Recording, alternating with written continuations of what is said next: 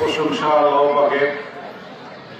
আমি ওবায়দ পাঠান, আমি ছাত্রদল থেকে বিভিন্ন পদ আস্তে আস্তে করে পদোন্নতি হয়ে আমি জেলা যুবদলের সভাপতি দায়িত্ব পালন করেছি।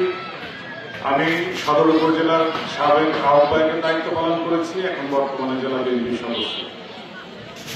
আমি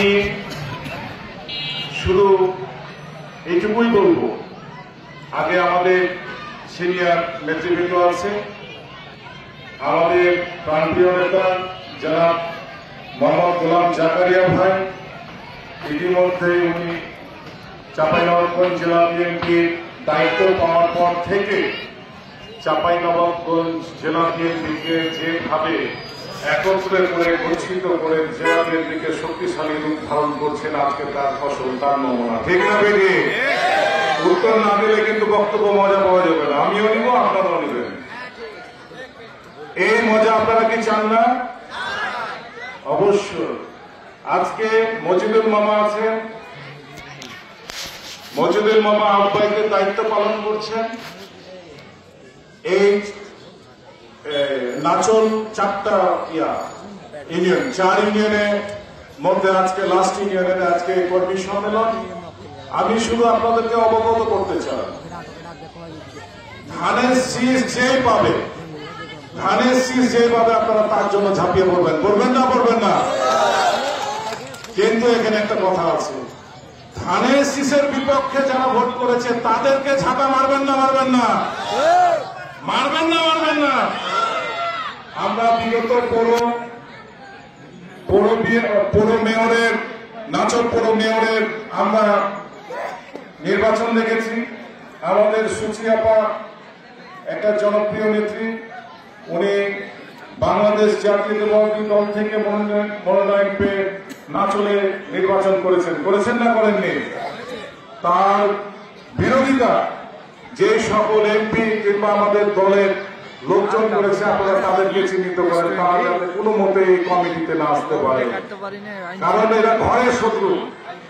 যদি ধানের শীষকে কেউ বুকে ধারণ করে থাকে, তাহলে ধানের শীষের বিপক্ষে কেউ যেতে পারে না। যেতে পারে না? পারে না? তাহলে আপনাদেরকে সজাগ রাখতে হবে। আমি বিশেষ করে বলবো মজিদুল মামাকে, যে যারা দলের দুঃসময়ে আপনার পাশে ছিল, আপনার সাথে ছিল, যারা কেস মামলা খেয়েছে, যারা পুলিশের নির্যাতিত হয়েছে, আপনি তাদেরকে সামনে দিকে অগ্রসরের ভূমিকা দায়িত্ব দেওয়ার সুযোগ করে দিন। তারা যাতে দলকে সুসংগঠিতভাবে করতে পারে, দলের হাল ধরতে পারে, ত্যাগী নেতা কর্মীদেরকে মূল্যায়ন করতে পারে, ত্যাগী নেতা কর্মীদেরকে ভালো পথ পদ্ধতি দিয়ে যাতে সাহায্য সহযোগিতা করতে পারে। আমি মজিদুল মামাকে অনুরোধ করবো সেই ব্যবস্থা যাতে মজিদুল মামা করে দেয়। ঠিক না বেঠে? আমি আপনাদেরকে বলতে চাই, চাঁপাইনবাবগঞ্জ জেলাতে আপনারা হয়তো অনেকেই জানেন না, চাঁপাইনবাবগঞ্জের মধ্যে, নাচলের মধ্যে কিন্তু ক্ষয়ক্ষতি কম হয়েছে, কিন্তু আমাদের চাঁপাই সদর এবং শিবগঞ্জ উপজেলার মধ্যে অনেক কিন্তু ক্ষয়ক্ষতির সংখ্যা বেশি। আমরা শুধু XYZ এর নাম জানি, কিন্তু আপনারা জানেন না 482 জন আমাদের ছাত্র দলের সৈনিকরা শহীদ হয়েছে। 482 জন। আপনারা কি অবগত আছেন? কিছুদিন আগে ফেসবুকে দেখছেন 482 জন আমাদের দলের, ছাত্র দলের, যুব দলের শহীদ হয়েছেন। 482 জন। তার মধ্যে 13 থেকে 18 পর্যন্ত আমাদের চাঁপাইনবাবগঞ্জ জেলাতে অনেকজন গুম হয়েছে। আপনারা অবশ্যই অবগত আছেন। সেই গুমের মামলা কিন্তু আমি করেছি। আপনারা দেখেছেন ইগল হান্ডের নাটক সাজিয়েছে কার সাথে? ওই যে চকরিতে আপনারা দেখছেন তো, ইগল হান্ডের নাটক সাজিয়ে আবু বলে আমাদের এক কর্মীকে গুলি করে মারা হয়েছে। দেখেছেন না? দেখেন নাই? সেই ইগল হান্ডের মামলা আমি করে দিয়েছি। কেন করেছি? আমার ভাই শহীদ হয়েছে, আমার ভাই শহীদ হয়েছে, আমার ভাই রক্ত দিয়েছে। যে পুলিশরা তাকে শহীদ করেছে, যে পুলিশরা অত্যাচার করেছে, তাদের বিচার হওয়া উচিত না? উচিত না বলেন?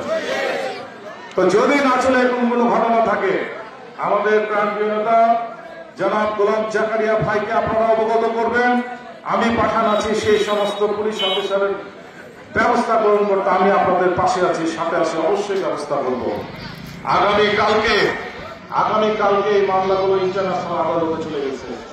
ইন্টারন্যাশনাল আদালত থেকে তদন্ত করতে আসছে আমাদের চাঁপাইনবাবগঞ্জে। সেই অফিসারগুলো সব এসপি র্যাঙ্কের বলো। তো এই সুষ্ঠু তদন্ত করে এই আলোচনার মাধ্যমে এই সম্মেলনের মাধ্যমে পুলিশ প্রশাসনকে জানাতে চাই যে আপনারা সুষ্ঠুভাবে সমাধান করে